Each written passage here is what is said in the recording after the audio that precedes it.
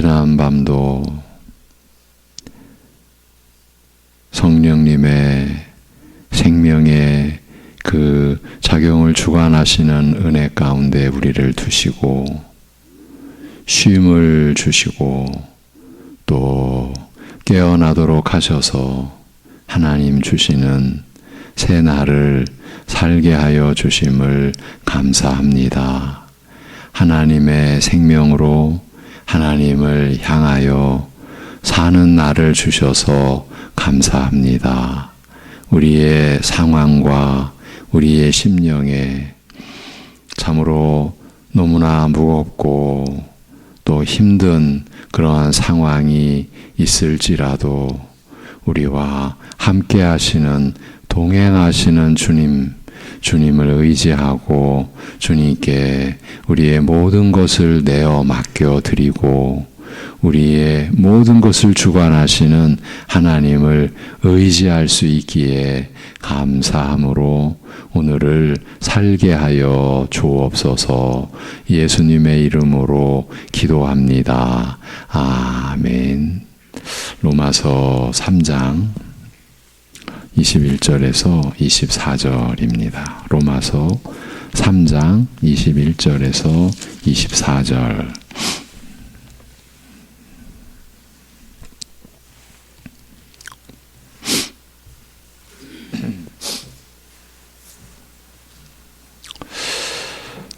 로마서 3장 21절에서 24절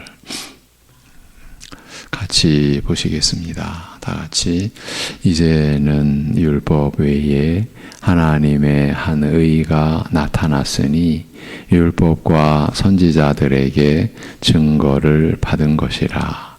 곧 예수 그리스도를 믿음으로 말미암아 모든 믿는 자에게 미치는 하나님의 의인이 차별이 없느니라. 모든 사람이 죄를 범하였음에 하나님의 영광에 이르지 못하더니 그리스도 예수 안에 있는 성량으로 말미암아 하나님의 은혜로 값없이 의롭다 하심을 얻은 자 되었느니라.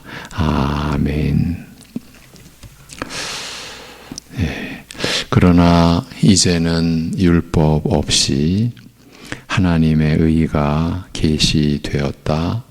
그 율법과 그 선지자들에 의하여 증거를 받은, 이렇게 21절은 직역이 됩니다. 19절부터 연결을 해보겠습니다. 우리가 알거니와 무릇 율법이 말하는 바는 율법 아래에 있는 자들에게 말하는 것이니 이는 모든 입을 막고 온 세상으로 하나님의 심판 아래에 있게 하려 함이라. 왜냐하면 율법의 행위로 그의 앞에 의롭다 하심을 얻을 육체가 없기 때문인데, 왜냐하면 율법으로 말미암아서는 죄를 깨닫는 것이기 때문이라. 그러나 이제는 율법 없이 하나님의 의가 나타나게 되었는데 이는 율법과 선지자들에 의해 증거를 받은 것이라. 이렇게 되어 있습니다. 이 말씀 안에서 우리 사람의 처지가 어떻게 드러나 있습니까? 짐작들을 하시겠지만 사람으로서는 율법 아래에서 하나님의 심판 아래에 있게 된 상태 그대로 있을 뿐입니다. 우리 사람으로서는 그 누구도 이 처지에서 비껴나 있지 않습니다. 그러니까 율법을 지키는 어떤 행위로도, 그렇게 하기 위한 어떤 노력이나 애씀으로도 그 심판 아래에 있는 그 상태 그대로일 뿐이라는 말입니다. 아무리 똑똑하고 지혜로운 사람이라 할지라도, 그 어떤 능력과 힘을 가진 사람이라 할지라도, 마치 세상을 다 소유한 것 같이 부유한 사람이라 할지라도, 온 세상을 다 지배할 것 같이 권력을 휘두르는 사람이라 할지라도 하나님의 심판 아래에 있는 영원한 처지와 이 참담한 운명 앞에서는 아무것도 할 일이 없습니다. 그 심판 아래에 있는 그 상태 그대로일 뿐입니다. 우리의 처지가 다 이랬는데 우리는 이 사실을 모르고 있었을 뿐입니다. 우리가 함께 지금 우리가 함께 살아가는 사람들 중에서 대다수도 이런 자신의 처지에 대해 아무것도 알지 못한 채 살고 있습니다.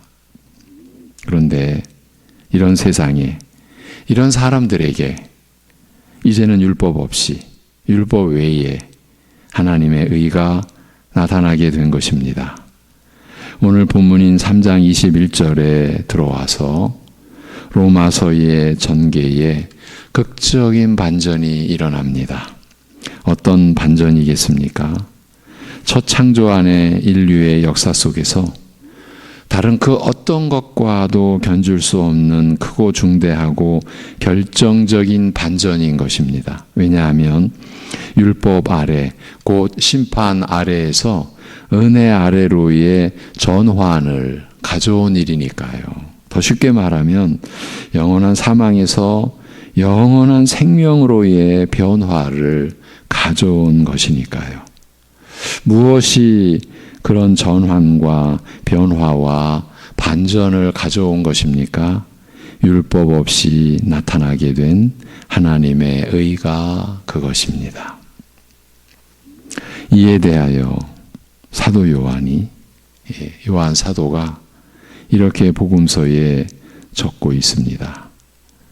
여러분 모두가 잘 알고 계시는 말씀입니다. 하나님이 세상을 이처럼 사랑하사 독생자를 주셨으니 이는 그를 믿는 자마다 멸망하지 않고 영생을 얻게 하려 하심이라.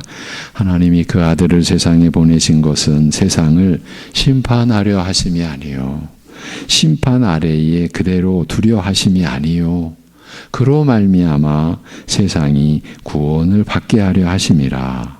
그를 믿는 자는 심판을 받지 아니하는 것이요 믿지 아니하는 자는 하나님의 독생자의 이름을 믿지 아니하므로 벌써 심판을 받은 것이니라.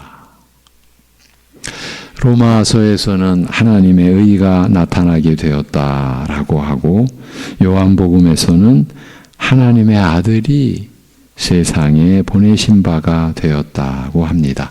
하나님이 그 아들을 세상에 보내신 것은 세상을 심판하려 하심이 아니요 그로 말미암아 세상이 구원을 받게 하려 하심이라고 하는데 이를 로마서에서는 이제는 율법 없이 율법 외에 하나님의 의가 나타나게 된 것이라고 합니다. 그러니까 하나님의 의가 나타나게 된 것은 하나님의 아들이 세상에 보내심을 받은 것으로 되어진 일인 것입니다. 하나님께서 자신의 의를 세상에 나타내 주셨는데 이제 생명의 길을 나타내 주신 거죠. 영원히 하나님과 화평한 관계로 영생을 누릴 수 있는 그 길을 내려주신 거죠. 이것이 하나님께서 자신의 의를 세상에 나타내 주신 일인데 그 일을 하나님께서는 아들을 세상에 보내신 것으로 이루신 것입니다. 그래서 요한이 하나님이 세상을 이처럼 사랑하사 독생자를 주셨으니 이는 그를 믿는 자마다 멸망하지 않고 영생을 얻게 하려 하심이라. 하나님이 그 아들을 세상에 보내신 것은 세상을 심판하려 하심이 아니요 그로 말미암아 세상이 구원을 받게 하려 하심이라고 하신 것입니다. 이런 내용이 오늘 본문 22절에 곧 예수 그리스도를 믿음으로 말미암아 모든 믿는 자에게 미치는 하나님의 의니 차별이 없느니라고 기록되어 있는 것입니다. 하나님의 의가 나타나게 되었다. 하나님의 의가 계시되었다. 그리고 곧 예수 그리스도를 믿음으로 말미암아 나타난 하나님의 의가 우리에게 임하는 것은 오직 예수 그리스도를 믿음으로 말미암아서이다. 이렇게 연결이 되어 있는 겁니다.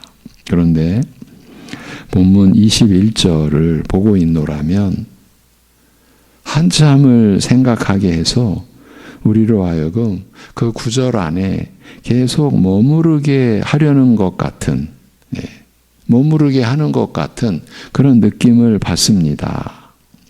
그러나 이제는 율법 없이 하나님의 의가 나타나게 되었는데 이는 율법과 선지자들에 의해 증거를 받은 것이라고 하지 않습니까? 이 앞에서 오늘 앞에서 본 상반절 말씀으로도 우리의 가슴으로는 받아들이기 벅찬 내용이었지 않습니까? 로마서의 말씀 안에서 극적인 반전이 전개되는 내용이라고 하는 이 구절이 전 인류 역사의 전환점을 가져온 말씀이라고 하는 사실을 우리가 어떻게 감당할 수 있겠습니까? 우리가 하나님의 말씀을 우리가 듣고 보고 또 생각하는 우리의 평생 동안 이러한 말씀을 우리가 가슴에 담고 또 품고 가는 거죠. 그런데 하반절도 만만치 않습니다. 이는 율법과 선지자들에 의해 증거를 받은 것이라고 하니까요. 율법 없이 율법 외에 나타난 하나님의 의를, 이 하나님의 의를 율법과 선지자들이 계속해서 증언한 것이라는 뜻입니다. 그렇다면 구약의 역사가 어떤 의미요, 어떤 가치를 지녔는지가 밝혀진 것 아닙니까? 율법과 선지자들을 우리가 전체적으로 보면은 구약의 역사 아닙니까? 구약의 역사를 이룬 그 내용을 율법과 선지자들로 이렇게 지칭할 수 있는 것 아닙니까? 그렇다면 구약의 역사가 어떤 가치를 지녔는가? 이 드러난 겁니다.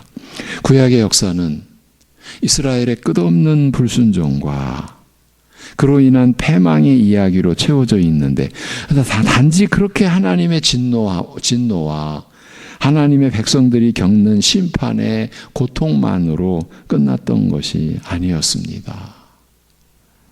그 누구도 짐작할 수 없었고 예측할 수도 없었던 그 당시에 이스라엘의 상황과는 완전히 별개의 일이 일어나고 있었던 것입니다.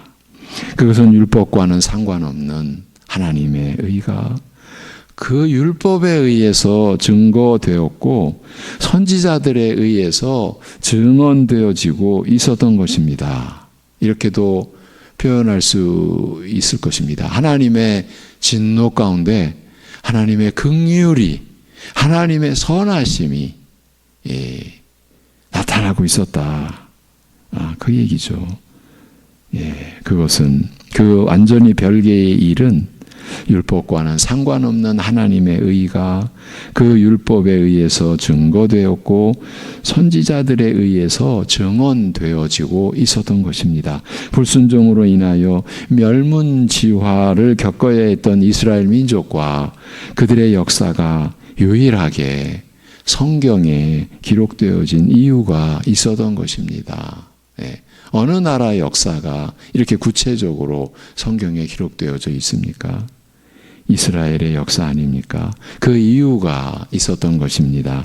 그들의 역사 속에서 다윗의 후손으로 오실 분이 있었고 그 분이신 메시아 곧 그리스도의 오심이 그 하나님의 의가 계시되고 나타나게 되는 바로 그 일이었기 때문입니다. 바로 그 사실이 로마서 3장 21절에 기록되어 있는 말씀입니다. 그러나 지금은 율법 없이 하나님의 의가 나타나게 되었는데 이는 율법과 선지자들에 의해 증거를 받은 것이라고 말입니다.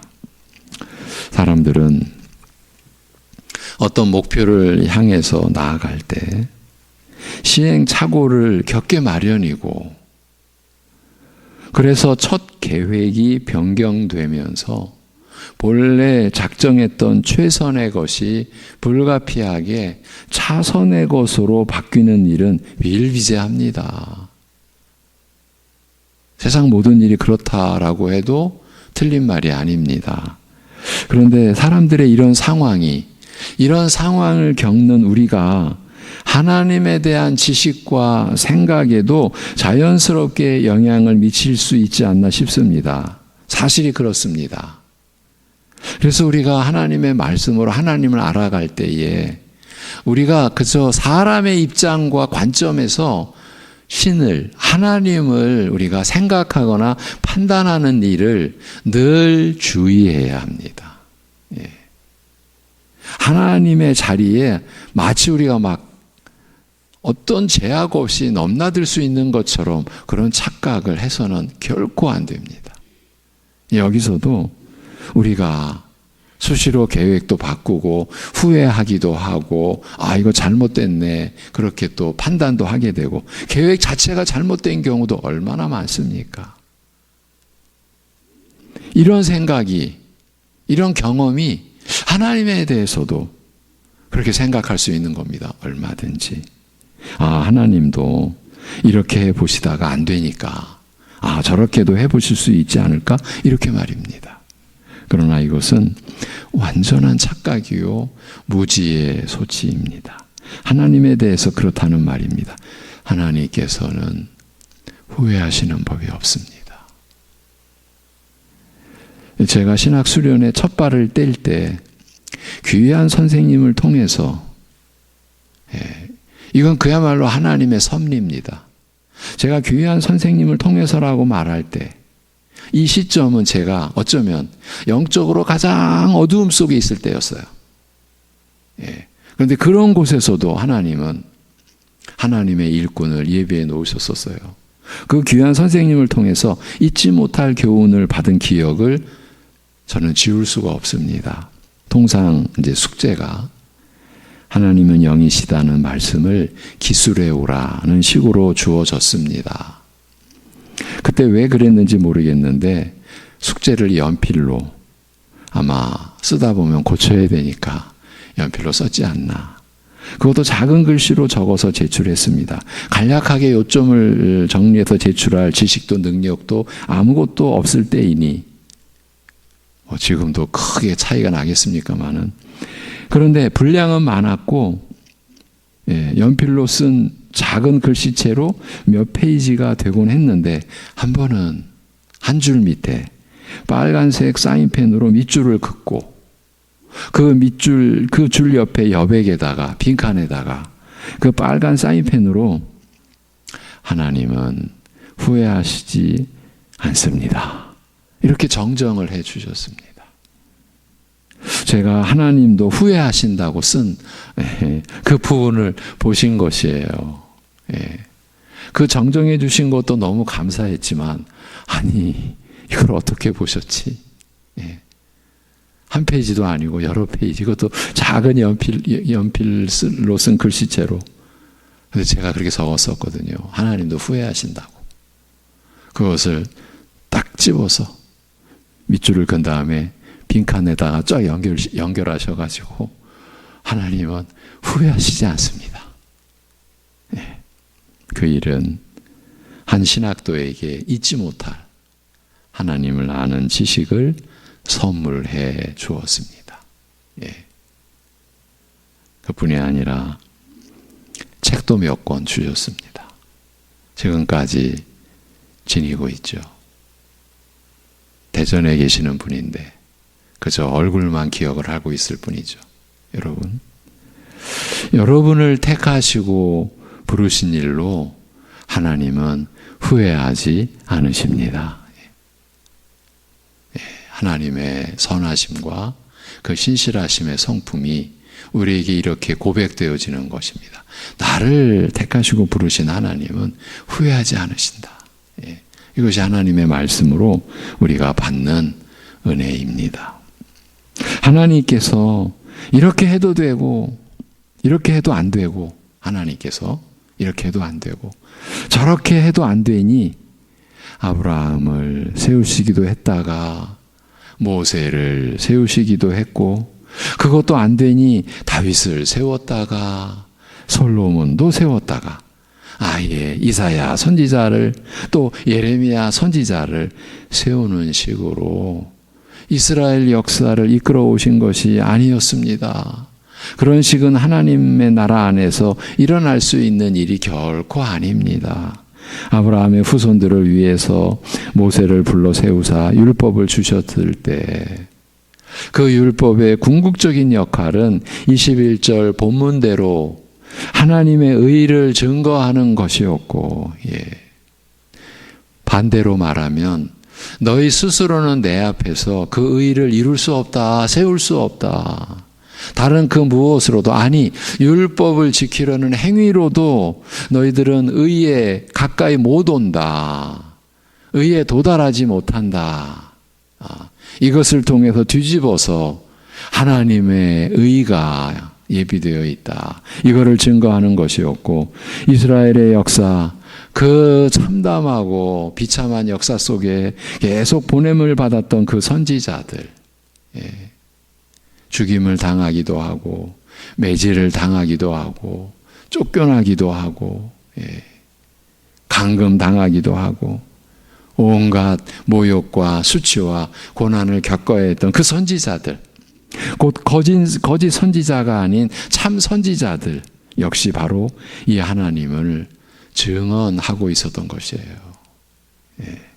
그리고 바로 이 일로 인하여 이스라엘 민족과 그들의 역사는 모든 민족과는 구별되지 않을 수 없었던 것이에요. 현실적으로는 불순종으로 인한 패망의 역사뿐이었음에도 말입니다. 그들의 역사 속에 하나님의 의의 계시가 나타나게 되었고, 그 계시의 역사가 성취될 그 역사가 그래서 보존되고 성경에 기록된 것이에요. 그렇다면 그치지 않는 불순종으로 인하여 성경을 읽으시는 성도님들이 이렇게 말씀들을 하시죠. 참 구약 성경을 보면 어떻게 이스라엘 그 사람들은 어떻게 그렇게 불순종으로 일관했을까요?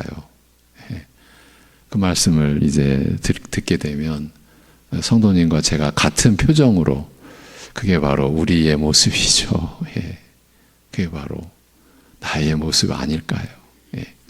그렇게 그치지 않는 불순종으로 인하여 멸문지화를 당할 수밖에 없었던 이스라엘과 그들의 역사가 남긴 것이 무엇입니까? 이에 대한 기록이 있습니다. 들려드립니다. 로마서인데요. 그런즉 우리가 무슨 말을 하리요? 의를 따르지 아니한 이방인들이 의를 얻었으니, 이것이 역사의 참 섭리고 이 아이러니입니다. 의를 따르지 아니한 이방인들이 의를 얻었으니 곧 여기서 로마서 3장에 우리가 지금 보고 있는 본문의 의가 등장합니다. 곧 믿음에서 난 의요. 여러분, 하나님께로 우리가 돌아가는 그 은혜의 의, 그 의는 오직 믿음에서 난 의요. 이걸 달리 말하면 은혜로 인한 의요. 그런데 의의 법을 따라간 이스라엘은 율법에 이르지 못하였으니 어찌 그러하냐. 이는 그들이 믿음을 의지하지 않고 행위를 의지함이라. 믿음으로가 아니라 행위로 지금 하나님 앞에 나아갔다라는 거예요. 그거를 믿음을 의지하지 않고 행위를 의지함이라 부딪힐 돌에 부딪혔느니라. 기록된 바 보라, 내가 걸림돌과 거치는 바위를 시온에 두노니. 바로 지금 이 부딪힐 돌, 걸림돌, 거치는 바위가 우리가 베드로 전서에서 말씀으로 받았던 산돌이신 예수 그리스도를 가리킵니다. 그래서 그 바위를 시온에 두노니 그를 믿는 자는 부끄러움을 당하지 아니하리라 함과 같으니라. 형제들아, 내 마음에 원하는 바와 하나님께 구하는 바는 이스라엘을 위함이니. 바울로서는 자기 동족 아닙니까? 내가 이스라엘을 위함이니. 9장에서는 이렇게까지 말해요. 내가 그리스도에게서 끊어질지라도, 내가 저주를 받아 그리스도에게서 끊어질지라도 내 동족 이스라엘이 구원받는 게 내가 원하는 바라. 우리말로 말하면 이게 내 소원이다. 이렇게 말해요. 내가 구하는 바는, 하나님께 구하는 바는 이스라엘을 위함이니 곧 그들로 구원을 받게 함이라. 내가 증언하노니. 이제 이스라엘의 역사를 바울 사도가 성령님 안에서 증언을 합니다. 내가 증언하노니 그들이 하나님께 열심히 있으나 올바른 지식을 따른 것이 아니니라. 성도 여러분, 우리가 하나님께 열심을 갖는 것 은혜입니다. 그 은혜 안에서 올바른 지식을 따르셔야만 합니다. 우리와 함께 예배드리는 가족 중에 한 분이 계십니다. 몰랐죠? 나중에 밝혔어요. 제가 신천지 갔다 온 사람입니다. 왜 제가 신천지 갔다 왔냐면 어머니가 신천지에 빠져 있기 때문입니다. 제가 보기로는 그런 곳에 한번 빠지면 못 나옵니다.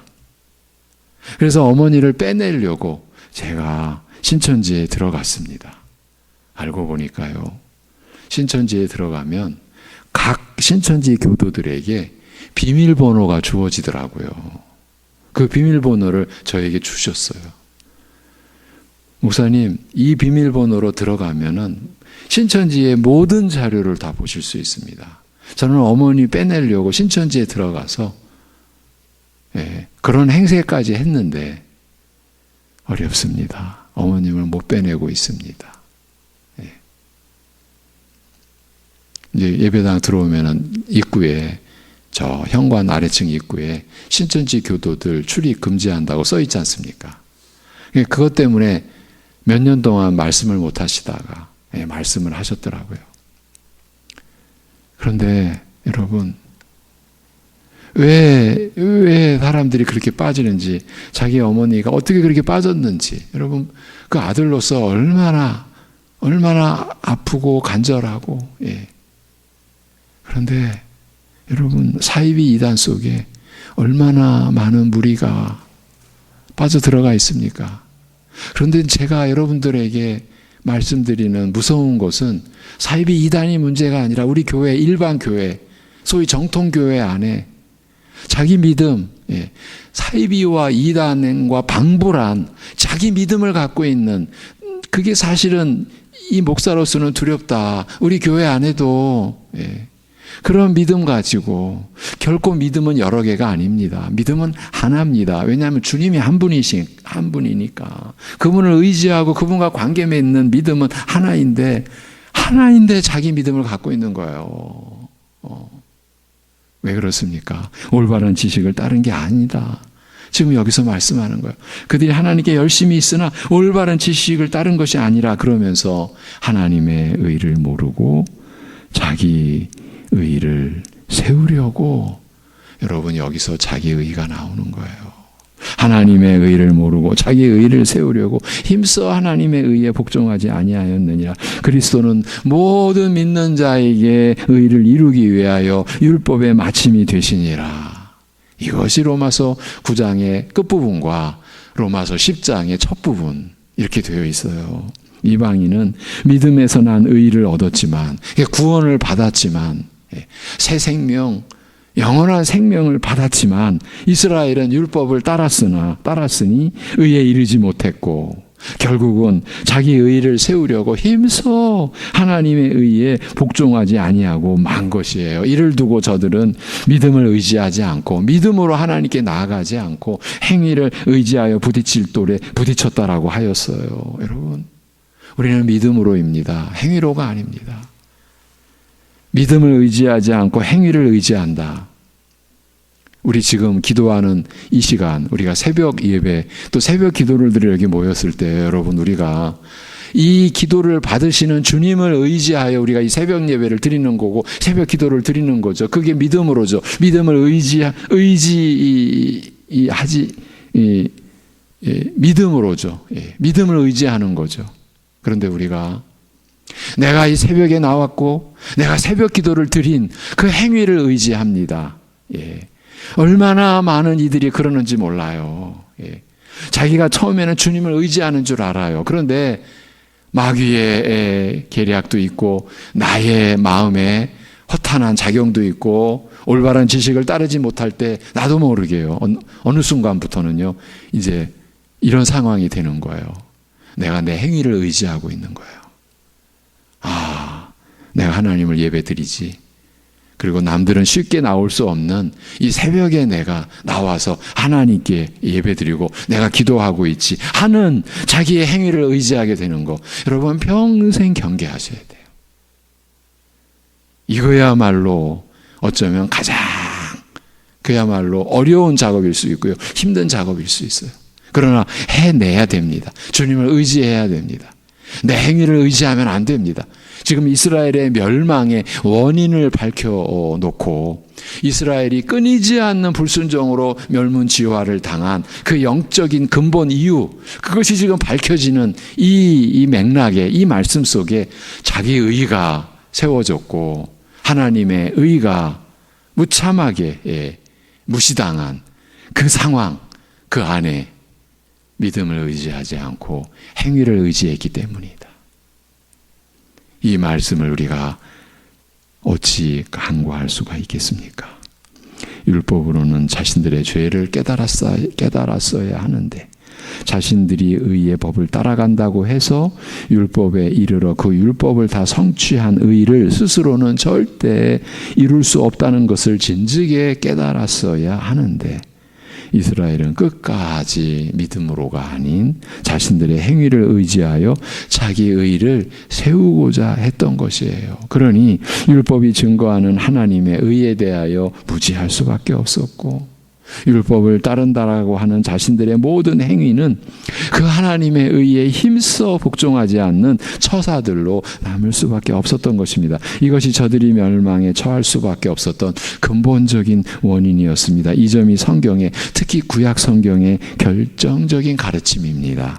그런데 우리가 꼭 기억해야 할 것은 이스라엘은 사람의 이런 면을 대표하는 민족이라는 점이에요. 그들만이 그랬고 그래서 멸망에 처해졌다라는 것을 성경에 기록해 놓은 것이 결코 아니에요. 사람이란 존재는 하나님의 온전하심과 거룩하심에 대하여 무지하고 사람 자신의 상태에 대해서도 무지하다라는 것을 수천 년의 역사를 걸쳐서 입증한 사람들이 바로 유대인들이에요. 그러니 이들의 역사를 통해서 우리 자신을 보아야 하는 것이요. 이를 위해서 성경 말씀이 기록되어져서 우리에게 주어진 것입니다. 그런데도 오늘날까지 사람들은 자기의 그 무엇으로 심판 아래에 놓여 있는 자신의 이런 처지에서 벗어날 수 있다는 착각을 합니다. 바로 교회 안에서 이런 일이 무수히 일어납니다. 어제도 살폈던 율법의 행위, 자신을 의지하는 행위, 자신의 자랑하는 행위가 바로 그것인 거예요. 그들이 믿음을 의지하지 않고 행위를 의지했기 때문이라. 이 점을 기억하시기를 권하면서 말씀을 마치고 기도하겠습니다. 하나님 아버지, 이러한 말씀이 우리에게 들려지게 해주셔서 감사합니다. 이스라엘의 역사를 거울 삼으라고 말씀하신, 그래서 그들이 갔던 길은 필연코 그들의 역사로 우리에게 증명해 준 멸망의 길이라는 것을 우리가 바로 보고 바로 깨닫도록 이러한 말씀이 우리에게 들려지게 하여 주심을 감사합니다. 아버지 하나님, 그 어떤 행위도 우리가 의지할 대상이 되어서는 안 되는 것을 오직 믿음으로 주님께 나아가고 주님께 우리의 모든 것을 내어 맡기고, 그래서 우리의 모든 것을 하나님의 그 선하심과 긍휼하심으로 다스려 주시고, 그래서 하나님께서 기뻐하시는 선한 열매로 우리의 인생의 결국이 그 열매에 이르를 수 있도록 하시는 하나님의 사랑의 열심에 오늘도 우리 자신의 모든 것을 내어 맡기고, 그래서 주님께 맡긴 그 심령, 주님과 동행함을 아는, 주님께서 우리와 함께 하심을 경험하고 느끼는 그 심령으로 오늘을 믿음으로 살게 하여 주시옵소서. 우리가 어디에 있든지, 가정이 있든지 또는 일터에 있든지 무슨 일을 하든지 우리가 주님을 의지하는 믿음으로 행하는 일이기에 내가 믿음으로 하나님 앞에 나아가고 있음을 고백하고 찬송 드리고, 그것이 우리에게 기쁨이 되고 감사의 내용이 되어지는 삶이, 우리의 육신의 연약함 또는 육신으로 인한 우리의 삶의 여러 가지 관계나 모습으로 인하여 겪는 온갖 어려움과 고통과 슬픔까지도 감당해내고 또 이겨내고, 그 안에서 주님의 뜻을 또 발견하고, 어렵기 때문에 더 주님을 의지하기에 주님을 가깝게 느끼는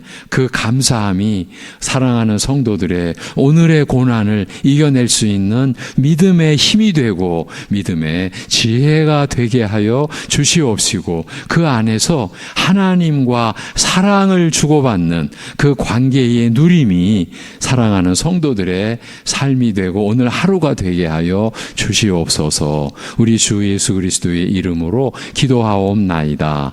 아멘.